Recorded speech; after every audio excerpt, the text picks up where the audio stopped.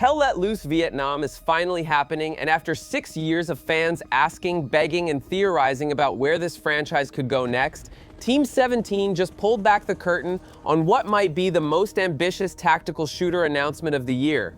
This is not DLC, not some quick reskin with jungle textures slapped onto the same old maps, but a full standalone sequel built from the ground up in Unreal Engine 5, and everything shown so far suggests the developers understand exactly what made the original game special, while pushing the formula into territory that could reshape how we think about large-scale military shooters. Gamescom 2025 was where the announcement dropped during the Future Games show, and the reaction hit immediately. Forums lit up within hours, Reddit exploded, and the trailer started circulating everywhere before most people even knew the reveal had happened. The reason is simple. Hell Let Loose Vietnam gives players more than just a new setting. It introduces mechanics that fundamentally change how 50 versus 50 battles play out. Helicopters are in, underground tunnel networks are in, patrol boats navigating rivers while chaos erupts on both shores are in, and all of it comes wrapped in that signature Hell Let Loose tension where a single mistake can end your run before you even see who shot you. What makes this sequel feel different starts right from the reveal itself. Unreal Engine 4 powered the original Hell Let Loose when it released back in 2021, after a lengthy early access period, and it found its audience among players who wanted something between the arcade chaos of Battlefield and the punishing realism of games like Squad or Arma. That middle ground worked. The game built a dedicated community that stuck around for years, but the engine showed its age over time and fans kept requesting the same thing over and over again. Vietnam. Take this formula and drop it into the jungles, rice paddies, and cramped villages of one of the most requested war settings in gaming history. And now that request is becoming real. Expression Games, the Manchester-based studio that Team 17 brought on back in 2023 to co-develop the franchise, has been building Hell Let Loose Vietnam with a team of around 80 developers, which is nearly triple the size of the team still working on the original game. The approach here is not about porting assets or recycling systems. The entire codebase got reworked from scratch to take full advantage of Unreal Engine 5 with better lighting, better physics, denser environments, and most importantly, new mechanics that were not possible before. Helicopters grab the headline and they change everything about how American forces operate on the battlefield. Transportation in the original game meant trucks, tanks, and a lot of running across open ground. American players now have access to aircraft that can deploy troops directly into contested zones, provide fire support during firefights, run reconnaissance over enemy positions, and even resupply squads deep behind the front lines. Here is where the balance comes in though. Only the American side gets helicopters, while the North Vietnamese forces lack air superiority entirely. What they get instead is arguably more terrifying, and that is tunnel networks.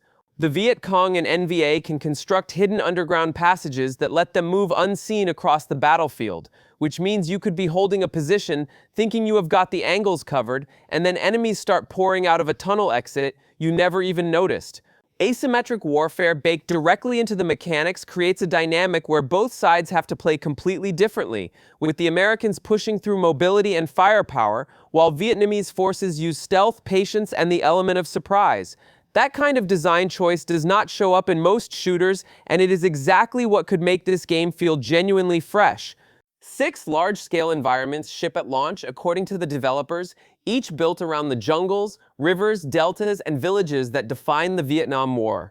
Real operations like Operation Starlight and Operation Piranha from 1965 provided inspiration for the map design, but the team clarified something important about their approach.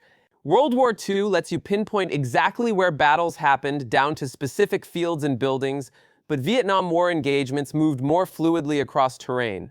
The focus shifted toward making environments that feel authentic to the region while prioritizing gameplay flow, which means dense jungle canopy, winding river systems, rice paddies that offer almost no cover, and villages where every doorway could hide a threat.